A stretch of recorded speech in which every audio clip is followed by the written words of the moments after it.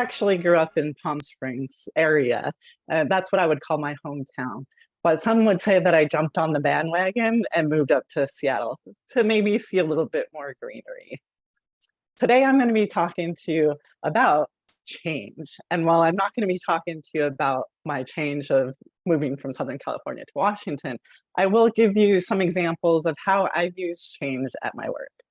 So to start off with, how many people have heard that phrase, jump on the bandwagon?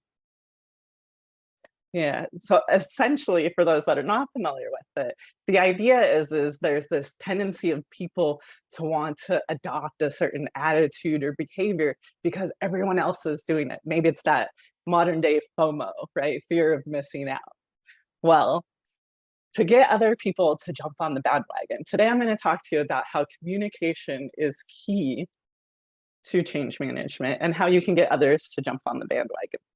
So there are three phases to changes. There's the preparation, the management of the change, and the sustainment of the change.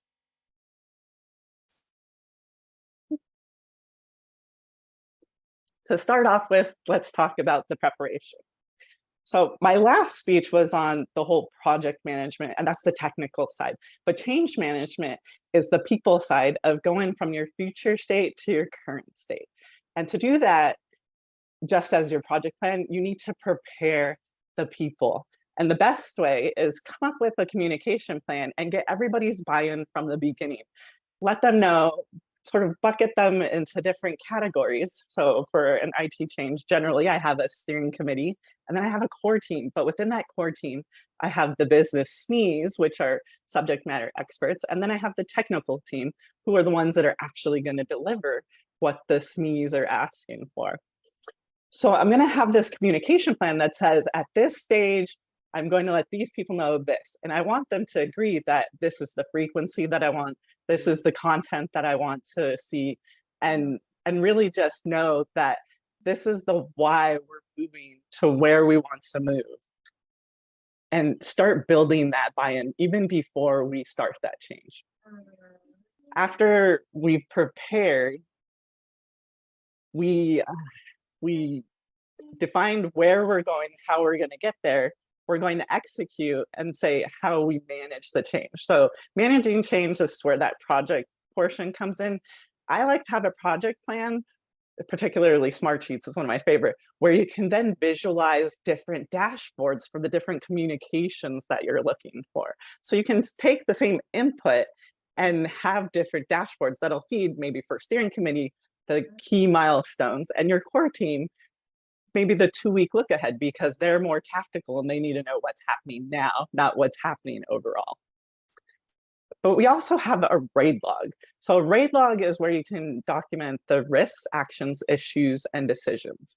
This is the part where you can actively seek feedback from everyone who's participated and not only understand what maybe their concerns are or where there might be resistances, but document escalations that need to happen, and even if it needs to change the scope of the change.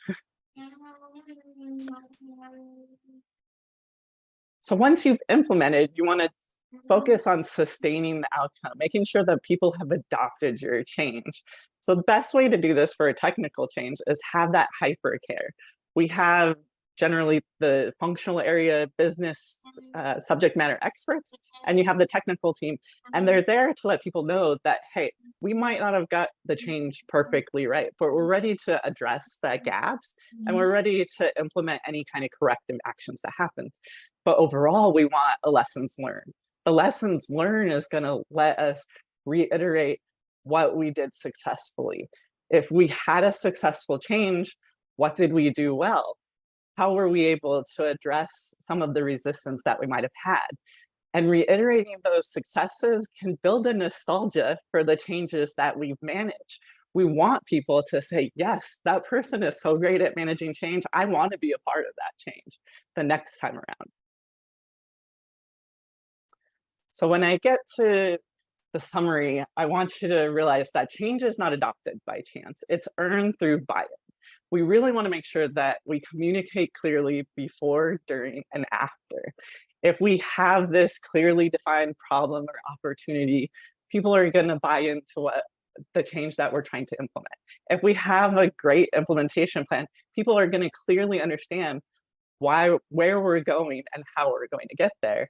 And if we actively seek feedback throughout that process, then we can address any sort of issues that might snowball into negative resistance for this change. So I want to maybe leave you with a recommendation for your message as a change